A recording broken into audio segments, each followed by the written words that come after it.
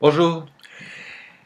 J'aimerais bien parler des surprises, des spoilers au cinéma dans les films. Je viens de tomber sur une interview d'un réalisateur qui se plaignait qu'aujourd'hui on spoilait tout dans les bandes annonces, ce que je suis assez d'accord et je me plains assez vis-à-vis de ça, et qui se plaignait qu'on n'avait plus que le public, qu'il était difficile de surprendre le public dans les films avec la fin et avec le troisième acte. Alors, j'aimerais mettre au point quelques détails à ce sujet. C'est pour ça que ce vlog sert à quelque chose.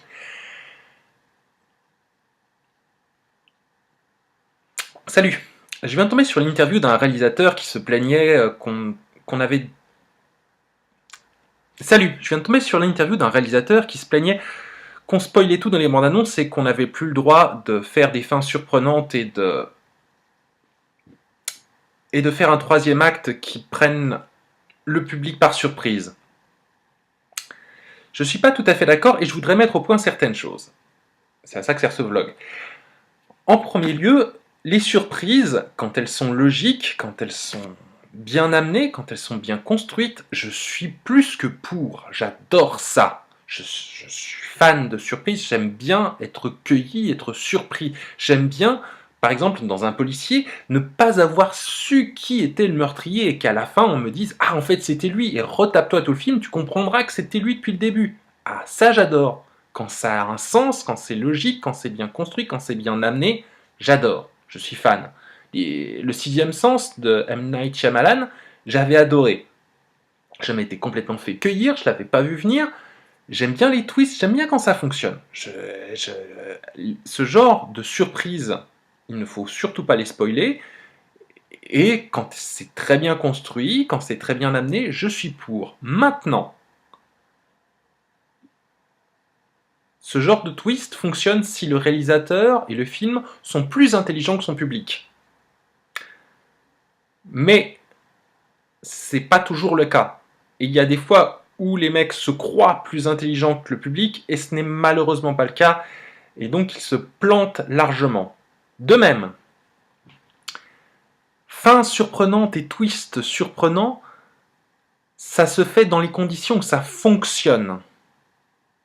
J'appuie bien sur ce détail, et que si on se retape tout le film avant, ça fonctionne et on se dit et on voit tout ce qui s'est passé précédemment sous un regard neuf en se disant ah mais oui, mais si c'est rajouté à la fin comme ça et que ça ne fait aucun sens avec le reste, c'est de la merde.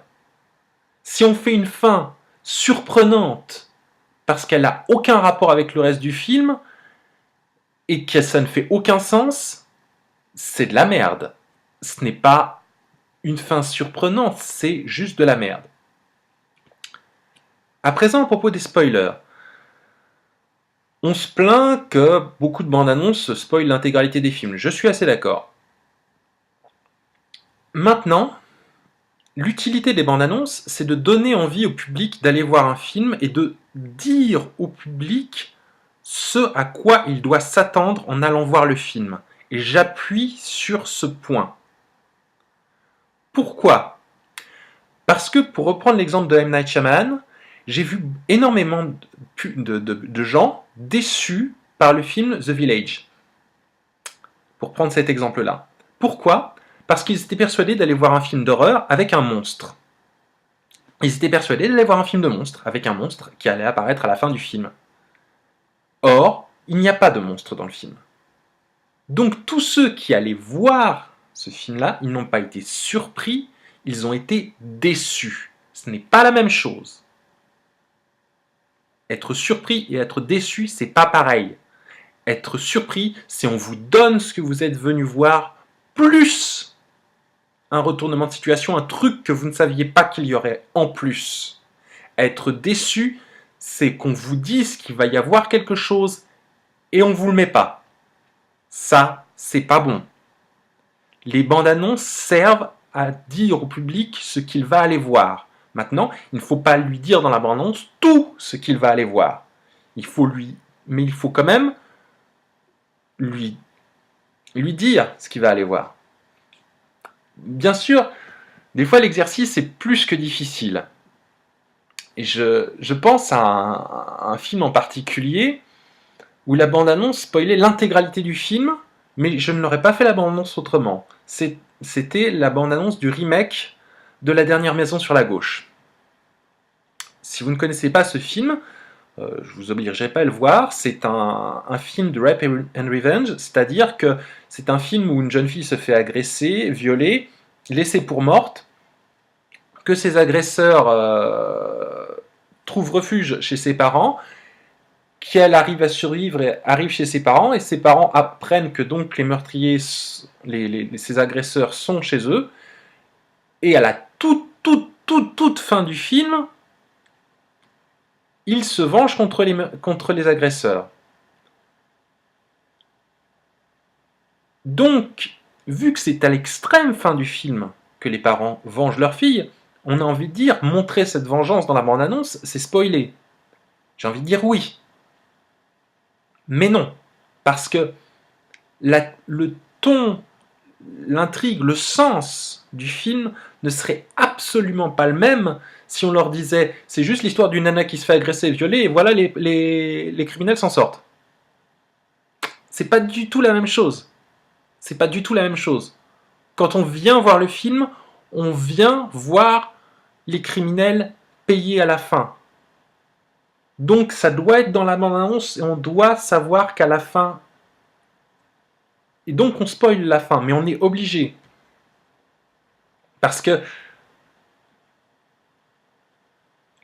c'est ça qu'on vient voir. Et que ça serait un film totalement différent si on coupait la fin. Ça n'aurait pas du tout le même sens. Donc l'exercice est difficile.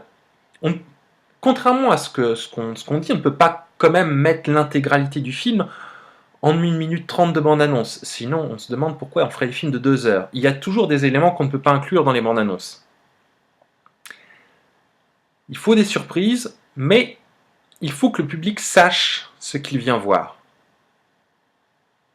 Parce qu'on ne vient pas voir dans le même état d'esprit tous les genres de films, et si on s'attend à quelque chose et qu'on nous donne quelque chose de différent, si ce n'est pas ça qu'on est venu voir, même si ce qu'on nous donne de différent est bon, on sera déçu parce qu'on ne sera pas dans le bon état d'esprit pour l'apprécier.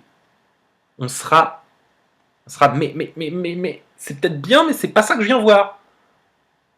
D'où l'importance de bien vendre le film avant. Donc, oui, il faut dire de quoi ça parle. Il faut montrer de quoi ça parle. Ensuite, il ne faut pas négliger que tous les films ne sont pas spoilables.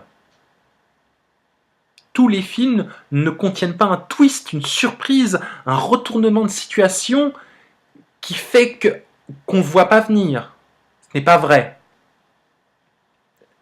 Si on vous dit qu'à la fin d'un James Bond tue le méchant et emballe la fille, c'est pas du spoiler.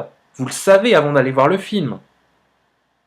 Vous ne voyez pas la scène où James Bond tue le méchant dans la bande-annonce, mais vous savez qu'à la fin, il va tuer le méchant.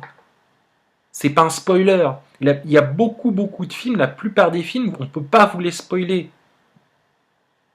Parce qu'ils ne fonctionnent pas comme ça. Donc, commencez à avoir la hantise des spoilers en disant « Ah mon Dieu, ce film-là... Non.